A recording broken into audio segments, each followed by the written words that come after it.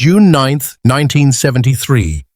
One horse didn't just win, he annihilated the field by 31 lengths. His name? Secretariat. The race? The Belmont Stakes. The result? A world record that still stands over 50 years later. This wasn't just victory, this was dominance on a scale the world had never seen, and may never see again. But this story isn't just about one race. It's about a 25-year Triple Crown drought, a stable fighting for survival, and a rivalry so fierce it pushed the greatest racehorse in history to run faster than science thought possible. From last to first in the Derby, to a Preakness move that defied physics, to the Belmont blowout that became legend. This is the rise of Big Red. And if you think you know the ending, you don't know the half of it. To understand how Secretariat became the gold standard of greatness, you have to start before the roar of the crowd, before the cameras, before the legend.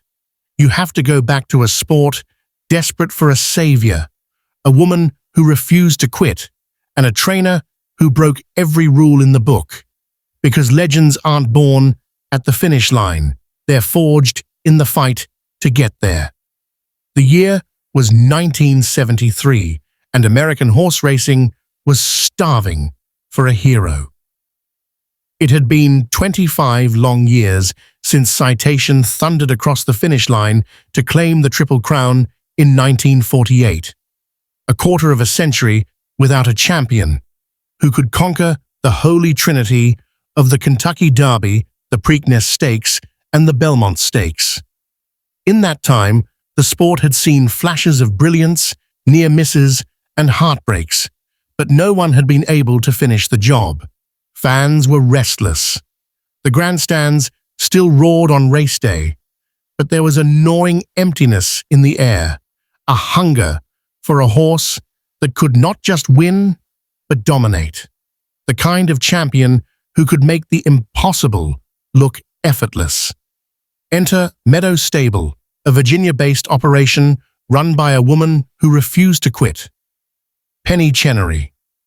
In an era when the sport was dominated by men, Penny was a force of nature, sharp, determined, and unafraid to gamble everything on a horse she believed in. She had inherited the stable from her ailing father and was fighting to keep it alive, both financially and in reputation.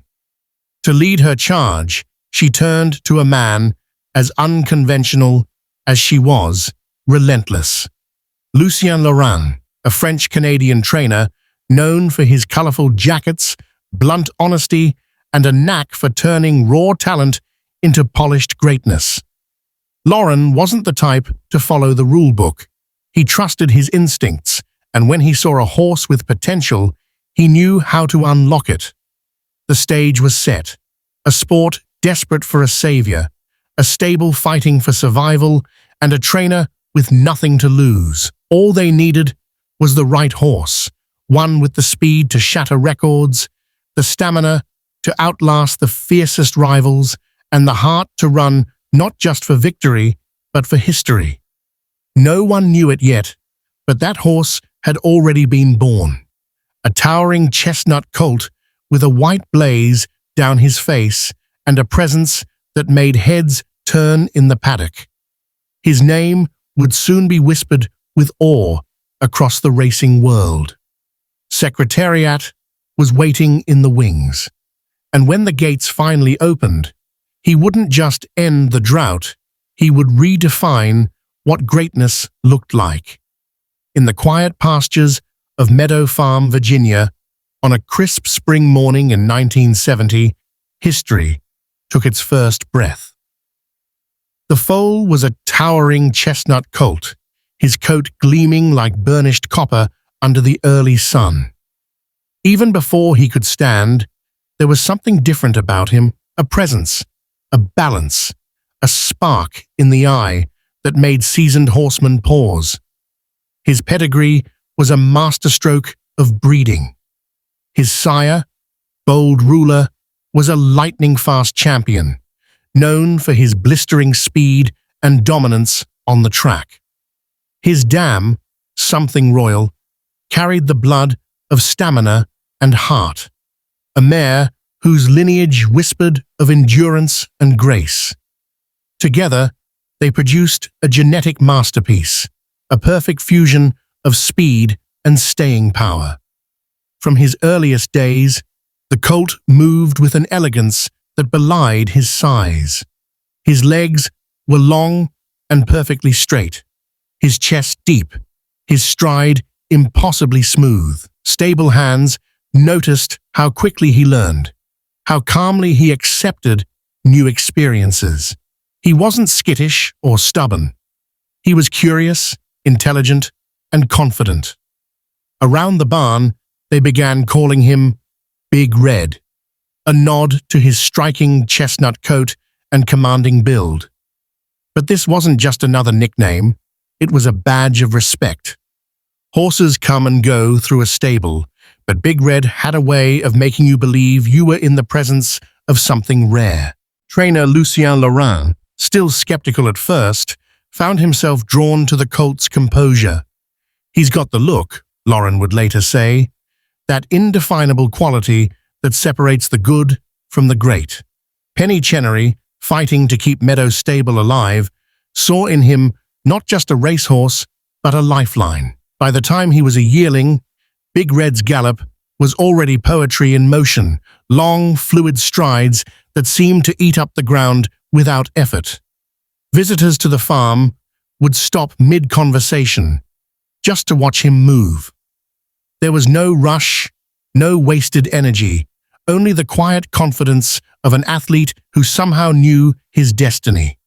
No one could yet predict the records he would shatter or the legends he would inspire. But in that spring of 1970, one thing was certain: a champion had been born. And soon, the world would know his name. Secretariat. Every legend needs a worthy adversary. For Secretariat, that rival was a dark bay colt named Sham, a horse with the heart of a warrior and the speed to match. Sham wasn't just another name in the program. He was the pride of owner Sigmund Sommer and trainer Frank Pancho Martin, a horse who had already carved his place in racing's upper tier. His defining moment came in the 1973 Santa Anita Derby, where he unleashed a devastating stretch run to win by 2.5 lengths. His time? A blistering 1:47 flat for 1 1/8 miles, one of the fastest in the race's history. When Sham stepped onto the track, he carried himself like he owned it. Tall, powerful, and fiercely competitive, he had the kind of stride that could break a rival's spirit. And in the spring of 1973, he was considered the one horse who might stop Secretariat's march to glory. The rivalry ignited at the Kentucky Derby. Sham ran the race of his life, covering the 1 1/4 miles in 1:59 4/5, a time that would have shattered the Derby record, if not for the chestnut comet beside him. Secretariat blazed past in 1:59 2/5, setting a record that still stands, with Sham a gallant second. 2 weeks later, at the Preakness Stakes, Sham again chased Big Red, pushing him through a searing early pace. Secretariat's legendary move on the first turn left the crowd gasping, but Sham refused to fold, holding on for another runner-up finish. By the time they reached the Belmont Stakes, the rivalry had become as much psychological as physical. Sham's camp believed they could break Secretariat by forcing a suicidal pace. For the first half-mile, the two colts ran neck and neck, each stride a test of will. But when Secretariat shifted into overdrive, Sham's tank emptied.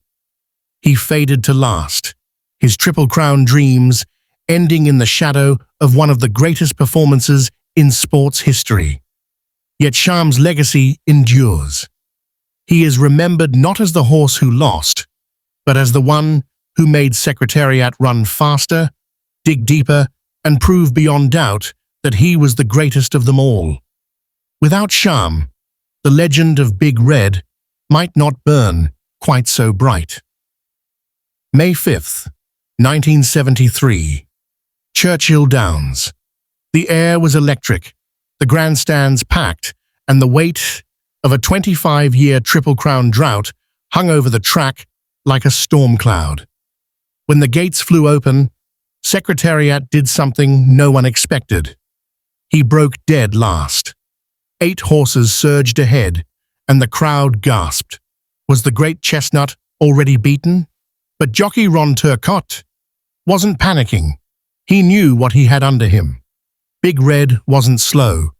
He was measuring. Through the first quarter mile, Secretariat clocked 25 1/5 seconds. Respectable, but not blistering. Then came the second quarter, 24 seconds flat. He was moving faster. The third quarter, 23 4/5 seconds. Faster still. The fourth quarter, 23 2/5 seconds. And the final quarter, 23 seconds flat. No horse in Kentucky Derby history had ever run each quarter faster than the one before. It was a feat of physics and physiology that defied logic, and it has never been repeated. By the far turn, Secretariat was devouring ground, his massive 25-foot stride swallowing his rival's whole. Sham, running the race of his life, was still in front, but only for a heartbeat. Our native, a tough and consistent colt, was holding third, but the real battle was between the two giants. In the stretch, Secretariat shifted into overdrive. His chestnut frame seemed to float, his legs a blur, his ears pinned in focus. He surged past Sham with an ease that made the impossible look effortless. The crowd erupted, a wall of sound chasing him down the home stretch. He crossed the finish line in 1:59 2/5, shattering the Derby record. Sham, in second, had also broken the old record, but on this day, even greatness wasn't enough to beat perfection. Our native finished third, gallant but outclassed. That day, Secretariat didn't just win the Kentucky Derby, he rewrote the laws of racing. His impossible splits became legend, studied by trainers, marveled at by scientists, and burned into the memory of everyone who saw them. The first jewel of the Triple Crown was his. 2 more awaited, and the world was starting to believe they were watching not just a champion, but a once-in-a-lifetime phenomenon. 2 weeks after rewriting history at Churchill Downs, Secretariat stepped onto the track at Pimlico Racecourse for the second jewel of the Triple Crown. The air was thick with anticipation and tension. The gates burst open, and once again, Secretariat didn't leap to the front, but this time he didn't wait long.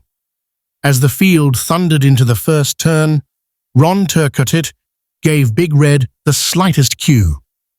And what happened next is still talked about in racing circles as one of the most explosive moves ever seen. From the outside, Secretariat swept past horse after horse, his massive stride devouring ground like a predator closing in on prey. In just a few seconds, he went from mid-pack to the lead, leaving the crowd gasping. It wasn't just speed, it was controlled fury, a calculated strike that broke the race wide open before it had even settled. Sham, ever the warrior, gave chase, refusing to let the chestnut colt out of his sights. Our native held steady in third, but the real battle was up front. Down the stretch, Secretariat powered away, ears flicking back and forth as if daring anyone to come with him. No one did. He crossed the wire 2.5 lengths ahead of Sham, with our native another length back. The crowd roared, but almost immediately the celebration was interrupted by confusion. The infield clock had malfunctioned, flashing a time that didn't seem possible. Was this another record, or just a timing error? For years, the official time was listed slower than what many believed they had witnessed. Journalists, clockers and fans swore Secretariat had run the fastest Preakness in history. Decades later, after reviewing film and data, racing officials confirmed what the believers had always known. Secretariat's time was 1:53 flat, a record that still stands. The controversy only added to the legend. It wasn't enough that he had won. He had done it in a way that defied the clock itself. The media frenzy exploded, with headlines hailing him as unstoppable, untouchable, and perhaps unbeatable. 2 jewels were his. 1 remained. And at Belmont Park, the world would see just how far greatness could go. June 9th, 1973, Belmont Park. The air was thick with history. 2 jewels of the Triple Crown already gleamed in Secretariat's crown, but one question remained. Could he conquer the mile-and-a-half Belmont Stakes? And could he survive the suicide pace his rivals were planning to set? The strategy from the other camps was simple: burn him out early. Sham was gone from contention after the Preakness, but the field still had determined challengers like Twice a Prince and My Gallant. If they could force Secretariat into a blistering opening half-mile, maybe, just maybe, they could crack the chestnut powerhouse. The gates flew open. Secretariat and My Gallant surged forward, the pace immediately ferocious. The first quarter, 23 seconds flat. The half, 46 1/5. This was madness for a mile-and-a-half race. The crowd murmured, no horse could keep this up. But Secretariat wasn't just any horse. Down the backstretch, instead of fading, he began to open up. 1 length, 2, 5, 10. His stride was a machine. 25 feet of effortless power, each bound eating the track alive. By the far turn, the race was no longer a contest. It was an exhibition. The announcer's voice cracked with disbelief. Secretariat is widening now. He is moving like a tremendous machine. Into the stretch, the lead ballooned. 20 lengths, 25, 30. The crowd was on its feet, roaring, some in tears. The aerial camera captured the moment that would become immortal. Secretariat alone, a crimson comet against the dirt, his rivals mere specks in the distance.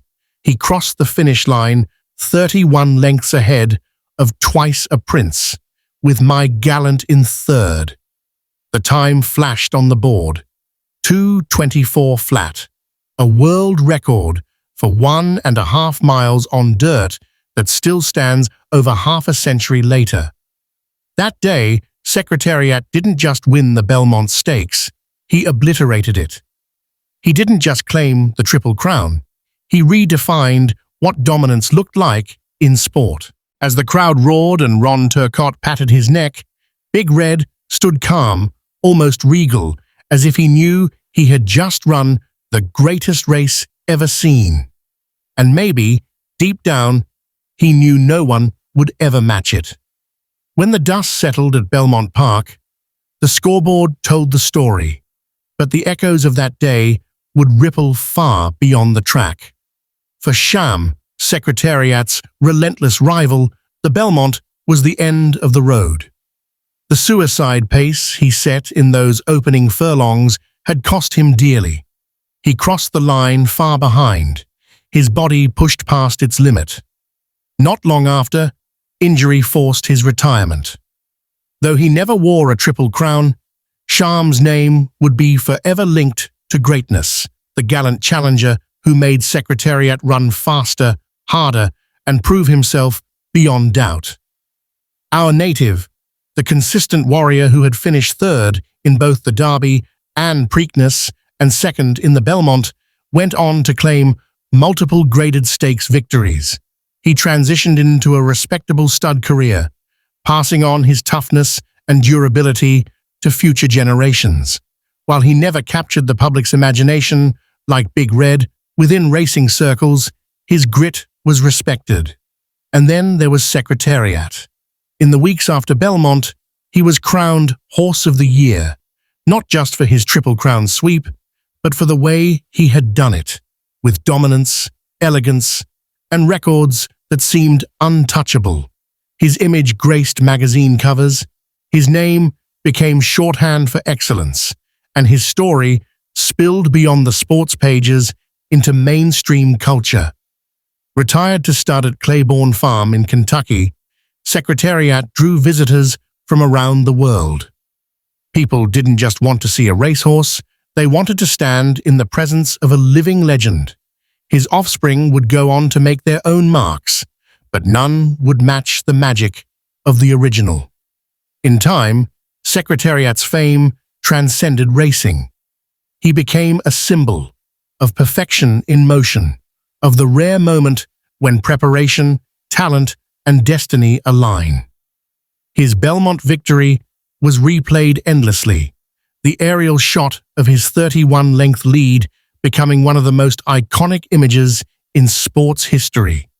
For Sham, for our native, and for every horse that lined up against him, Secretariat was the mountain they could never climb. And for the fans, he was the answer to a 25-year prayer, proof that legends aren't born every day, but when they are, they change the game forever. Some victories fade with time. Secretariat's did the opposite. It grew, echoing through decades, crossing the boundaries of sport, and becoming part of American folklore. In the summer of 1973, his name was everywhere, on the front pages of newspapers, in the lead stories on evening news, and whispered in awe at racetracks across the country. He wasn't just a racehorse anymore. He was a national obsession. Children wore big red buttons, artists painted his likeness, and sports writers ran out of superlatives trying to capture what they had seen. Secretariat's Triple Crown wasn't just about winning, it was about how he won. The impossible Derby splits, the Preakness move that defied physics, the Belmont blowout that left his rivals vanishing into the distance. These weren't just races, they were moments that redefined the limits of athletic performance. His story resonated far beyond the track. In an America wrestling with political turmoil, economic uncertainty, and cultural change, Secretariat became a symbol of something pure, a reminder that greatness still existed, untainted and undeniable. He was proof that perfection could be real, if only for 2.5 minutes on a sun-drenched afternoon. The image of his 31-length Belmont victory, captured from the air, became one of the most iconic shots in sports history, a lone chestnut streak charging toward destiny, with nothing but empty track behind him. That photograph still hangs in homes, offices, and museums, a frozen moment of unchallenged supremacy.